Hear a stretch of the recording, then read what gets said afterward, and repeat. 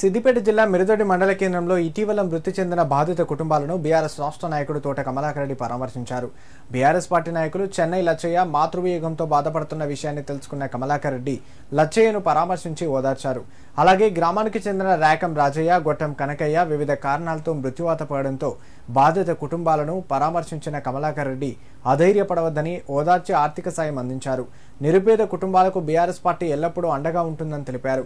BRS ప్రభుత్వ హయాంలో ఇంటి పెద్ద దిక్కును కోల్పోయిన వారికి రైతు బీమా పథకాల ద్వారా ఆ కుటుంబాలను ఆదుకోవడం జరిగిందని గుర్తు చేశారు.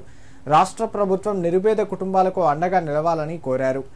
ఈ కార్యక్రమంలో పార్టీ మండల అధ్యక్షుడు అంజిరెడ్డి, సీనియర్ నాయకుడు భైరయ్య, రాధాకృష్ణ పాల్గొన్నారు.